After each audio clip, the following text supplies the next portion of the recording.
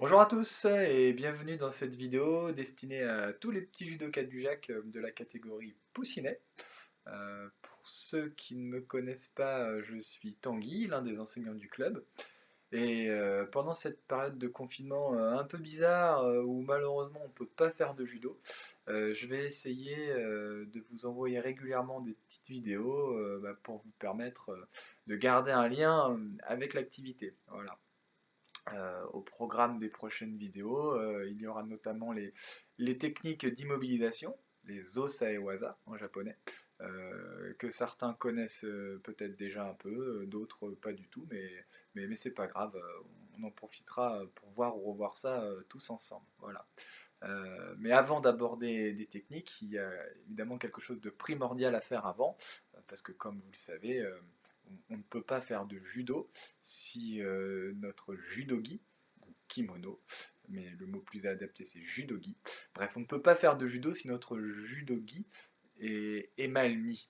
Donc on va faire les choses dans l'ordre et donc avant de voir les techniques, on va tout simplement revoir ensemble comment faire un beau nœud de ceinture, voilà, pour que le judogi soit bien tenu. Euh, et bien, pour vous montrer ça, je vais cacher ma tête, hein, mais c'est pas grave parce que le plus important pour vous, ça sera évidemment de voir ce qui se passe au niveau de la ceinture. Allez, c'est parti. Alors, pour commencer, je vais bien sûr défaire mon nœud pour que on puisse faire ensemble depuis le début. Voilà. Alors, la première chose, c'est qu'avant même de s'occuper de la ceinture, il faut s'occuper de la veste. Voilà, donc avant de commencer le nœud, on s'assure que la veste soit bien croisée. Comme ça, le nœud pourra effectivement, de manière plus efficace, permettre à la veste de rester fermée. Voilà, une fois que la veste est bien croisée, on prend la ceinture, on met les deux bouts l'un sur l'autre, et on va pouvoir remonter la ceinture vers la boucle. Et au niveau de la boucle, on arrive au milieu de la ceinture, et c'est ce milieu de la ceinture qu'on va pouvoir coller contre le nombril. Une fois qu'on a collé le milieu de la ceinture contre le nombril, on fait tout simplement le tour de son corps avec la ceinture. On tourne, on tourne, on tourne, on tourne. Et donc au niveau du dos, on va croiser les mains. On va inverser. Hop, et je croise. Voilà. Et je récupère pour avoir les deux bouts de la ceinture devant moi. Et donc quand j'ai bien pris ma ceinture au milieu au départ, on voit que les deux bouts de la ceinture sont bien de la même longueur. Voilà. Si jamais c'est pas le cas, c'est pas grave, on peut réajuster en tirant d'un côté ou en tirant de l'autre. C'est absolument pas gênant. Je remontre aussi. Là, il est normal que la ceinture se croise derrière et soit un petit peu superposée. C'est tout à fait normal.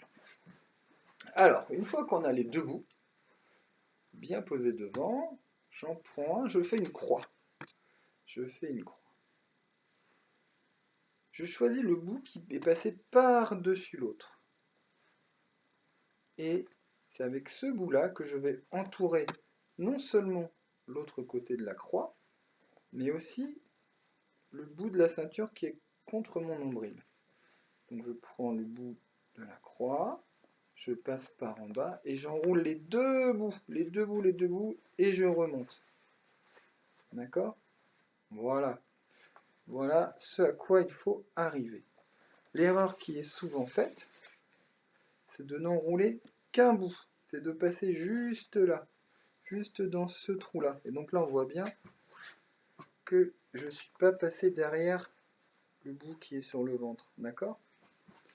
Donc je croise et je passe bien derrière les deux bouts contre mon nombril. Et je serre. Une fois que j'ai fait ça, je suis presque au bout. D'accord? Je refais une croix. Je fais attention, il y a bien un bout qui part vers le haut, un bout qui part vers le bas. C'est le bout qui est en haut qui passe par-dessus l'autre. Par-dessus l'autre. Et une fois que j'ai fait ça, je n'ai plus qu'à le faire rentrer dans le trou et à serrer pour obtenir un beau nœud de ceinture. Voilà. Alors, là, moi, j'ai fait ce nœud avec ma ceinture noire, qui est plus rigide que les ceintures de couleur.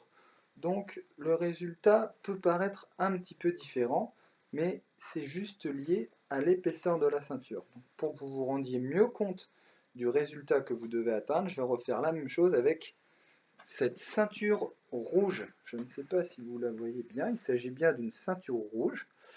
Et l'utilisation de cette ceinture permettra à ceux qui ne savent pas de chercher à quoi elle peut correspondre. Et puis quand vous aurez trouvé la réponse, et ainsi que ceux qui savent déjà, vous pourrez bien sûr me l'envoyer par mail pour que je vous dise si vous avez bon ou pas. Hein. Qu'est-ce que c'est que cette ceinture rouge? Voilà. Alors, en tout cas pour le nœud, on commence pareil. On prend bien les deux bouts. Je remonte vers la boucle pour trouver le milieu de la ceinture. Je pose le milieu sur mon nombril. Je passe derrière, je passe derrière. Je récupère les deux bouts. Ils sont à peu près de la même longueur des deux côtés, donc tout va bien. Je fais une croix. Le bout qui passe par-dessus l'autre vient entourer les deux bouts de la ceinture. Je vais vers le bas et je remonte en passant bien contre le nombril. Je serre. Et enfin, je finis avec ma deuxième croix. Le bout qui est en haut croise par-dessus l'autre.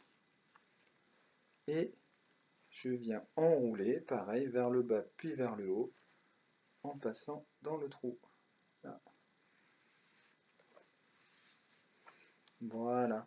Et c'est cette fois, comme les ceintures de couleur sont plus fines, on obtient quelque chose de tout plat.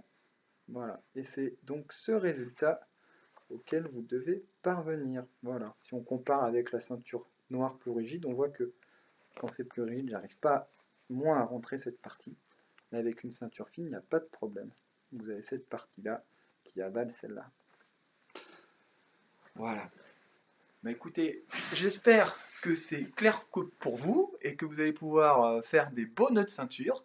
Encore une fois, n'hésitez pas à prendre vos beaux nœuds de ceinture en photo et à me les envoyer par mail, ainsi que vos réponses concernant la signification de la ceinture rouge que j'ai ajoutée par-dessus ma ceinture noire. Et puis, une fois que tout le monde saura faire ça, vous serez prêts. Vous serez prêts pour qu'on commence ensemble les techniques d'immobilisation, les Osa et Waza. Allez, je vous souhaite encore une bonne réussite dans vos nœuds de ceinture et je vous dis à bientôt.